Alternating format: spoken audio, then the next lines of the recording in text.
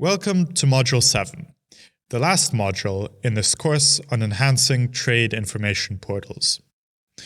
Over the last 6 modules, we have spent a lot of time discussing what a TIP should have and how to deliver it. Much of our discussion was based on sharing good practices between TIPs, but for this last module, we're going to cast our eyes to the future and give some examples of how the services or scope of a TIP might expand to further assist traders, the government, or the public at large. To begin with, there are a few places where one can imagine the scope of TIPs being expanded. Most TIPs currently focus on trade regulations applying to goods, which represents the majority of trading volumes for most countries. But trade and services, and increasingly international e-commerce activities, are also important areas that can be supported with accessible and easy-to-understand information. Some countries, like for example Thailand, have already begun adding sections on these topics. It is also worth considering what new services or functionalities could be added to the TIP. For example, repeated visits could be encouraged by having an active news section where upcoming changes to regulations, transport conditions, or procedures can be advertised. A news section also provides a useful venue for notifying special emergency measures or advice from customs or other agencies. Another service, which is actually mandated by the WTO Trade Facilitation Agreement, is for the TIP to publish trade statistics to help firms make business decisions. A TIP could also consider adding more contact details for various offices and border checkpoints, and links to other useful resources, like the sites of relevant national or international bodies. Now, these are all just examples, and you will probably be able to come up with more ideas on your own. That said, while most ideas one can come up with will probably be useful to someone, there is a certain trade-off to be considered between adding more content or services and creating additional administrative costs, not to mention the risk of cluttering up the website and making it hard to load in places with limited internet access. That trade-off can be mitigated with thoughtful arrangement, but it still needs to be kept in mind before adding features. All that said, the point about publishing crisis information deserves some particular consideration.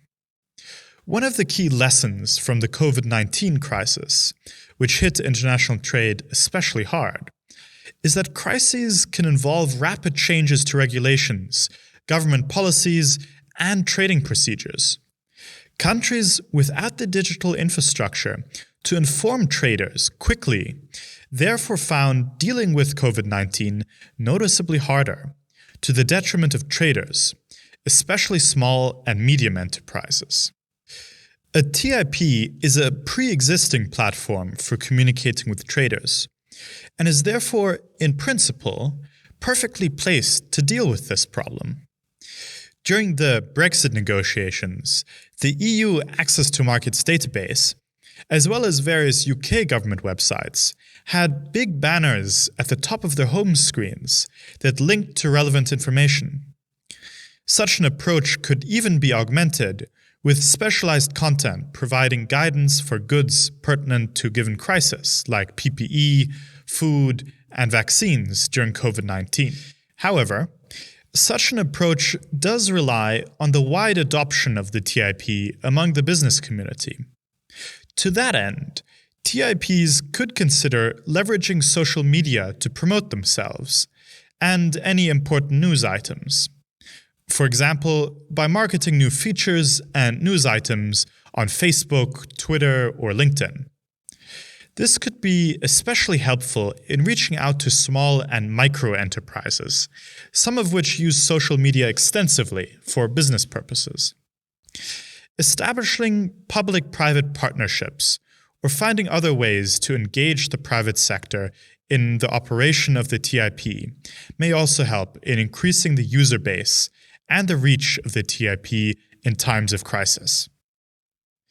Another consideration is how TIPs might be integrated with other trade infrastructure, most notably into national single windows. For example, the Philippines has already begun developing an integrated TIP and national single window system. Many countries have also begun collaborating on regional trade portals. The EU is perhaps the preeminent example, but they are a bit of a special case given their customs union.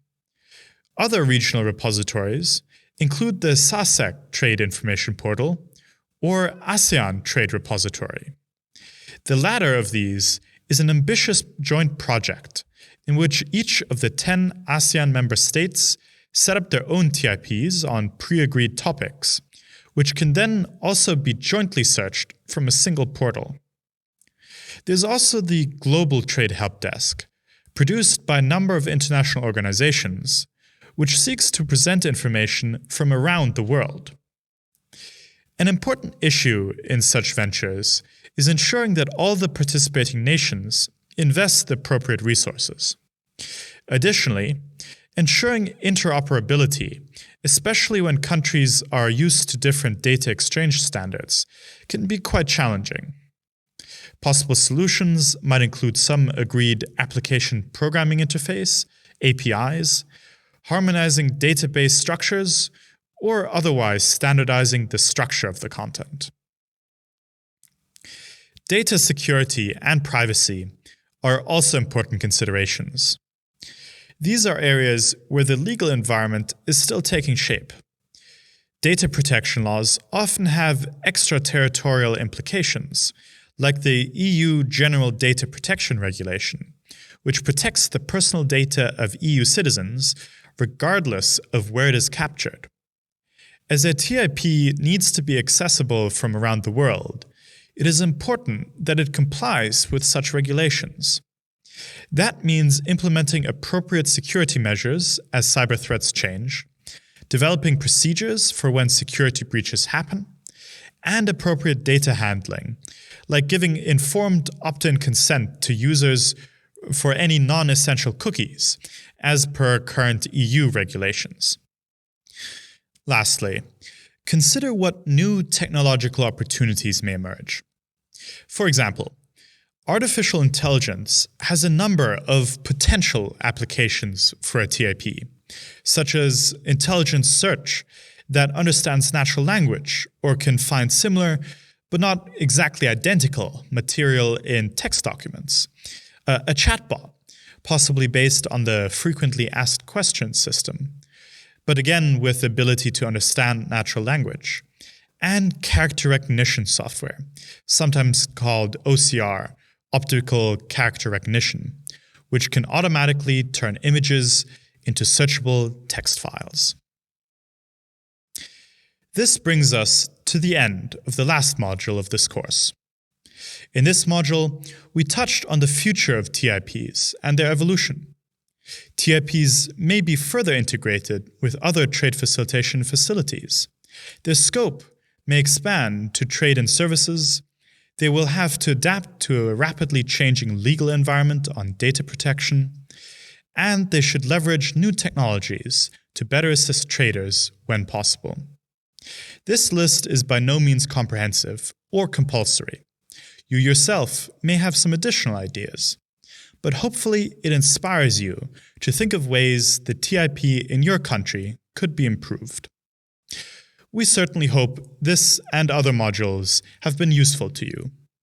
Feel free to re-watch any part of the videos at your convenience and circulate the links to your relevant colleagues as you see fit, together with the ESCAP ITD guide on enhancing trade information portals.